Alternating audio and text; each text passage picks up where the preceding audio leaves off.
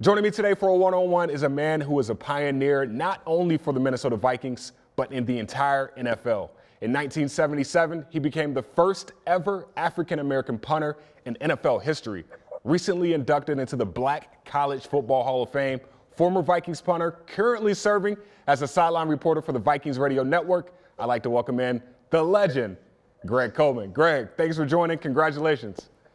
Thanks, Gabe, man. It's great to be with you. And, as I was listening to all of those accolades that you were rattling off, and I'm saying, dang, is he talking about me? But, at the time, you never think about it. You never look at it from that perspective. So you get the call on November 16th that you're getting inducted into the Hall of Fame, the Black College Football Hall of Fame. What were some of your emotions when you got that call from Doug Williams? I'm going to try and hold it together here because, when you think about it, and I'm reminded of what David Baker does, when he knocks on the door of the men in the Pro Football Hall of Fame, when Randy Moss went in, when John Randall went in, when Randall McDaniel went in, Chris Carter, just to name of the few great Vikings, when they got that knock on the door, how emotional it was. Yeah. And when Doug Williams and James Shack Harris, the two founders of the Black College Football Hall of Fame, when they called me, I got to tell you, it was emotional. And a range of emotions from left to right, thinking back about the struggles of African-American men, especially those two quarterbacks and what they had to go through. Doug and I were teammates my final year in Washington in 1988, and we would sit in the cold tub and share stories because the focus back then was the black quarterback and the black punter and black kicker was sort of put on a back burner. But with this platform, I'm going to try and bring it to the forefront. Which brings me to my next question. Do you think it's a stigma that, for African-American athletes that they have to play a skill position instead of the punter position? Like, do you think it's a stigma to say, like, all right, well, you can't play special teams. You got to find a position on the offense or defensive side of the ball? Gabe, you just said the critical word, athlete, because most African-American athletes, punters or kickers, have other skills. That is the thing that hindered me my first year, because when I came out of FAMU, I was also a hurdler.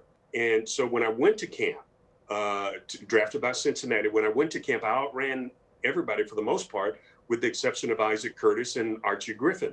So Paul Brown says, God darn, man, with all that speed, we're going to try you at wide receiver. Well, I never played wide receiver. Then he switched me to defensive back, and then I still had to compete. I'm saying, well, why ain't the other guys doing this? And it wasn't fair. I mean, I knew that, but signed with Cleveland the following year, ran the 40, another 4.4.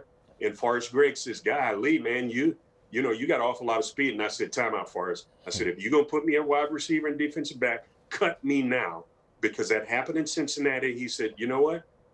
If all you want to do is punt, you'll be the fastest punter in the National Football League. So Forrest Gregg gave me my shot. What was the goal to be, a pioneer? Well, it kind of went hand in hand because, in your high school yearbook, when they say, okay, your name, your hobbies, your ambition, all of those things. Well, I wrote years and years ago that I wanted to be a punter kicker in the National Football League. And my teammates and classmates, contemporaries, they laughed and said, man, you must be out of your mind. Ain't no black kickers, ain't no black punters in the NFL. I said, well, that ain't my problem. And I had a coach at Florida A&M by the name of Pop Kittles. And Pop was my kicking coach. And Pop, one day we were at practice and I was just thumping him down the middle of the field. And Pop said, well, baby, why are you kicking it right to him? I said, well, Pop, that's where he's standing. And Pop said, well, why don't you kick it where he ain't? I said, what? He said, well, kick it where he ain't. Make him run for it. Kick it to the right, kick it to the left. He said, and if you do that on a consistent basis, he said, baby, they'll find a place for you at the next level. And I was stupid enough to believe him. And that's when I started to craft that skill of kicking to the corners. And I'll never forget one of my first Monday night games when Howard Cosell coined me Coffin Corner Coleman. Because that's all I did. I kicked him to the corner. So, at that point, when Howard Cosell knows and recognizes your name, you know that you have arrived. But to answer your question, it wasn't the ultimate goal to be a pioneer. but I knew that there had not been any before me. So when you stop and take a step back and look at it, it is pretty special. You were the first ever punter in the NFL, but since you, there's only been 4 African-American place kickers to ever play in this league. For, an African-American punter out there that's saying like, hey, this is what I want to do. Greg Coleman is the model citizen of an African-American punter. What are your words for that person? Never give up. Never lose hope. No matter how many doors get closed in your face, I believe that when a door is closed, God will open a window. But you've got to be prepared for the opportunity. And I'm going to do everything that I can to bring a light, to shine a light on these young men who deserve a shot in the National Football League and in colleges, especially HBCU. And just thinking, believe it or not, on the way back, that I'm thinking about establishing the Greg Coleman Golden Toe Award for HBCU colleges for kickers and punters. I think I owe that to HBCUs because Florida A&M nurtured me. They matured me. They gave me the opportunity to get a first-class education. It grounded me socially, and that's the least that I can do.